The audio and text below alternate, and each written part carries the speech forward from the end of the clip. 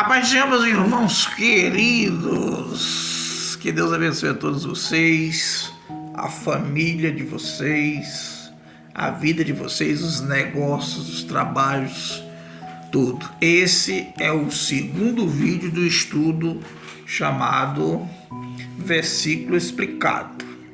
Vou colocar no grupo. Eu estou dizendo o número logo do vídeo, mas eu vou escrever lá, provavelmente. Esse é o número 2. Agora, a imagem do Joel já vai subir aqui e já vai ler os 10 versículos do seu primeiro desafio que ele fez lá, né, que é do Velho Testamento. Eu preferi começar por lá, né? Lá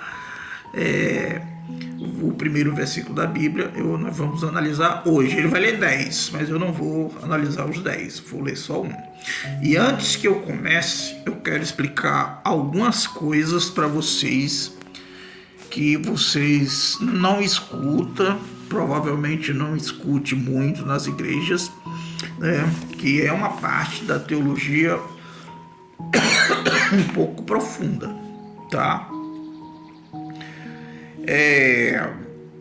Você lê Gênesis, primeiro capítulo, e você fica dizendo assim: Deus descia para falar com Adão.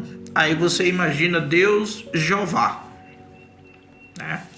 Deus Jeová, o Criador. Não era e nunca foi, tá? Não era e nunca foi o Deus Jeová, o Deus Criador. Todas as vezes que você viu, ler na Bíblia, Deus falando com alguém,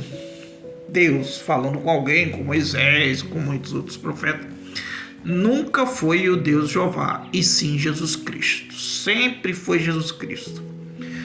A base para isso está em Filipenses, né? Eu vou citar os versículos porque você pausa o vídeo e vai lá pesquisar, se você quiser. Filipenses capítulo 2, versos do 1 ao 5. Lá está escrito: ele não teve por usurpação, tá ruim minha bonita, né? Ele não teve por usurpação ser igual a Deus, mas fazendo-se servo e transformando-se em homem, humilhou-se e foi até a morte, e morte de cruz. Veja, há uma descida aí. Ele era igual a Deus. O que aconteceu? É que Deus, tudo começa com o tempo. Primeiro com o tempo de Deus, né? Que nós não dominamos, não conhecemos, não sabemos de nada sobre a dimensão. É para lá que nós queremos ir, a eternidade, mas nós não sabemos nada, absolutamente. Nem do nosso próprio tempo nós sabemos muita coisa, tá? As duas coisas mais enganosas do mundo é o tempo e a luz. Todo mundo se confunde com elas, e até hoje, 2000 anos, cerca de 2.400 anos de estudo sobre a luz.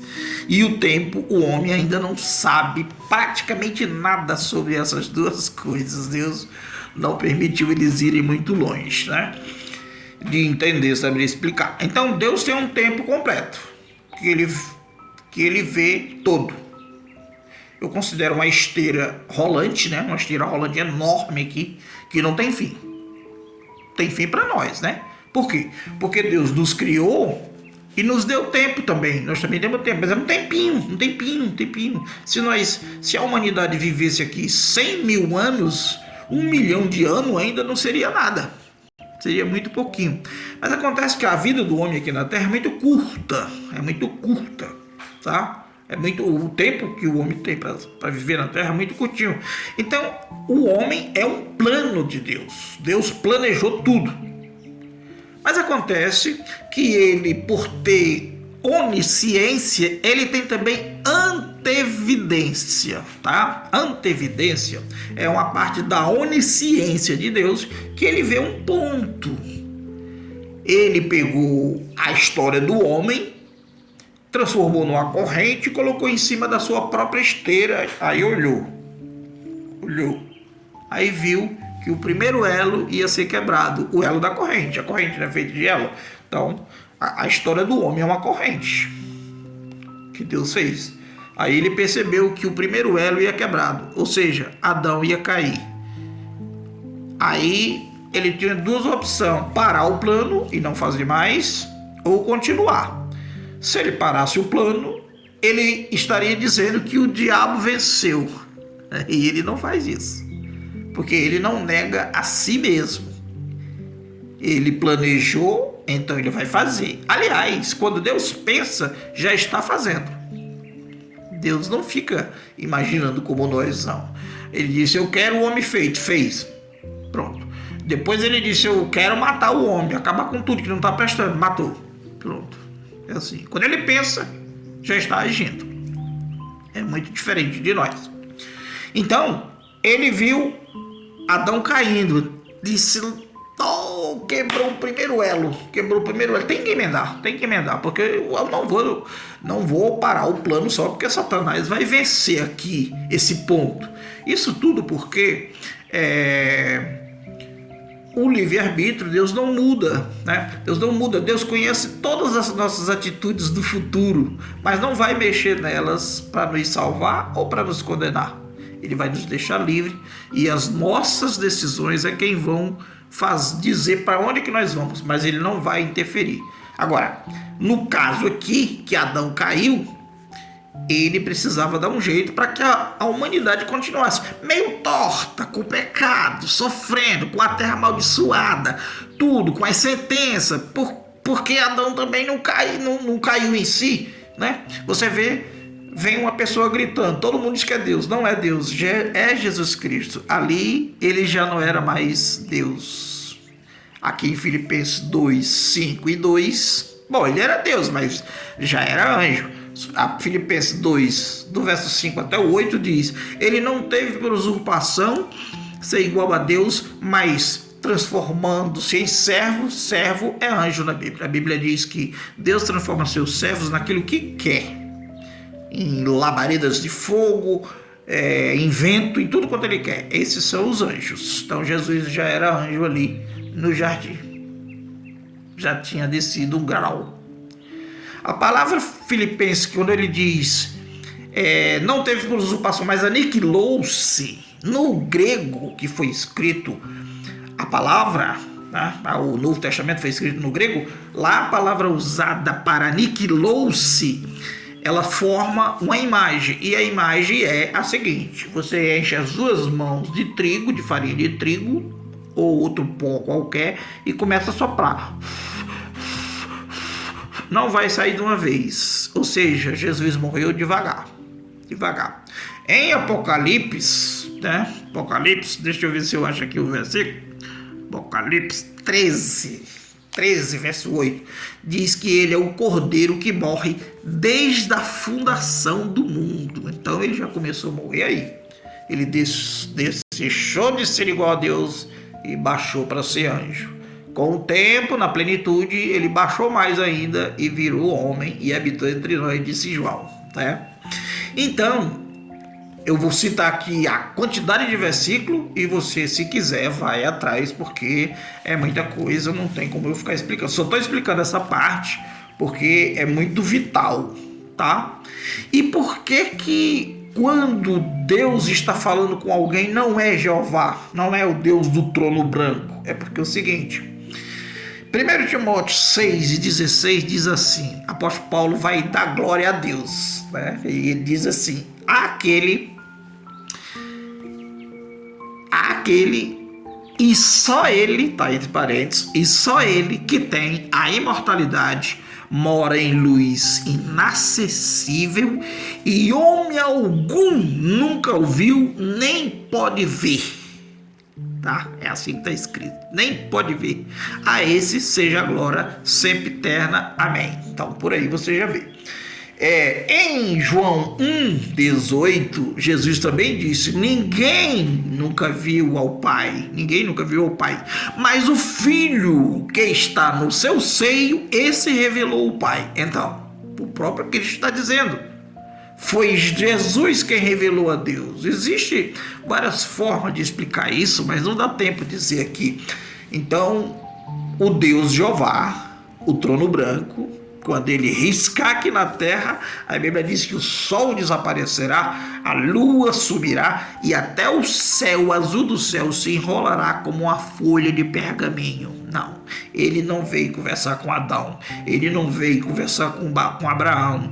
Tem vários locais que você vai ver. Por exemplo, Jesus chamou lá no Éden, foi Jesus. Por que ele chamou? Para que ele chamou? Para tentar salvar o homem, queria que ele se arrependesse. Ele não precisava chamar, podia soltar uma bomba na cabeça dele lá. Qual o problema? Mas não, ele queria salvar o homem. Então ele queria que o homem se arrependesse. Para você ver que desde Adão a salvação é através de Cristo. Cristo é o elo da corrente que se quebrou. Que Deus, dentro da sua onisciência, usando a sua antevidência, já resolveu logo. Olha, vai quebrar bem aqui, Adão não vai dar certo, mas meu filho, que hoje é só a palavra, né? Que era só a palavra. João disse, no princípio era o verbo estava com Deus, o verbo era Deus. Então era a palavra, era a ferramenta que Deus usava para fazer as coisas. Tanto que João também diz, todas as coisas foram feitas por ele e para ele, e sem ele nada do que foi feito se fez. Então era a palavra. Ele disse, não, vou transformar a minha palavra num anjo, depois o anjo vai ser transformado em homem, e do homem vai morrer na cruz, no lugar desse Adão aqui, porque esse Adão aqui não resolveu. Então Jesus é o elo que emendou a corrente e a humanidade continuou, tá? Citei esses versículos aqui, luz inacessível, Jesus declarando que homem nenhum nunca viu a Deus, mas o Filho sim revelou. Então todas as vezes que Deus fala com o homem, não é Deus Jeová, e sim o Cristo falando, tá? Aí você vai ver ele como anjo no jardim do Éden, em Apocalipse como cordeiro, Apocalipse 13, verso 8, lá em Gênesis 3, do 8 até o 24, em João 5 e 17, ele disse, meu pai trabalha desde o princípio e eu também trabalho até agora, né? Em Gênesis 14, do 18 até o 22, aparece Melquisedeque, né? Que é um sacerdote eterno, né? Tá aí a minha bonitinha.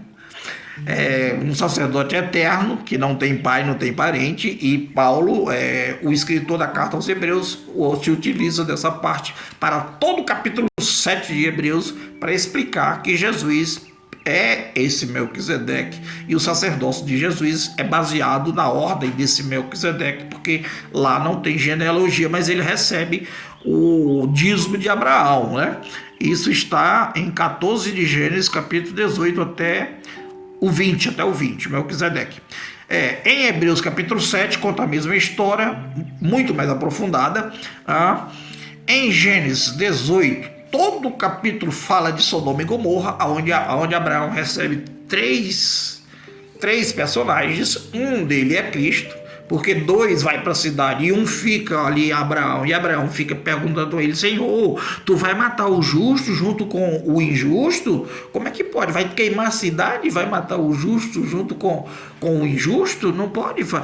Tu é o Senhor de toda a terra, o juiz de toda a terra, vai fazer isso? E o anjo, a pessoa que Abraão falava, dizia, não vou fazer. Quem quiser ler, vai lá, porque o tempo não dá, né? O vídeo já está com 13 minutos, né? Bom, como arcanjo Miguel, você vai encontrar ele em Daniel, capítulo 10, verso 21, como arcanjo Miguel, e também na carta de Judas, tá? Na carta de Judas, Judas no capítulo 9. Judas no capítulo 9 vai falar também dele como anjo, arcanjo Miguel. Em Daniel 10, 21, tá como arcanjo Miguel. Em Êxodo 23, verso 20 e 22, também está escrito que ele é um anjo, mas é um anjo diferenciado. Jeová disse, Moisés, eu não posso ir com vocês, porque a minha ira vai se acender e eu vou destruir tudo. Então eu vou mandar meu anjo. Agora preste atenção, não irrite o anjo, porque o anjo tem sobre ele o meu nome, e ele não perdoará a vossa rebeldia, mas vos mandará para o inferno. Então não era outra pessoa, era Cristo com todo o poder de Jeová sobre si, com o nome dele sobre si. Lá em Êxodo, cadê o Êxodo? Quando ele foi retirar o povo, né? Muito bem, Êxodo 23, capítulo 20, até o versículo 20 até o 22. 1 Timóteo já li, e 1 João 18, e a explicação principal é Filipenses 2, versos 5 até o 8, 15 minutos. Eu acredito que o WhatsApp não pega, e esse é o segundo livro, o segundo vídeo para explicar ainda o capítulo 1, versículo 1 de Gênesis, tá? Isso aqui é uma ficha técnica para que você não fique à toa. Se quiser conferir o que eu estou ensinando, você confere aqui. Esse é o segundo vídeo, e no terceiro vídeo aqui o Joel vai subir. Ainda não deu para subir esse daqui. Vamos para frente.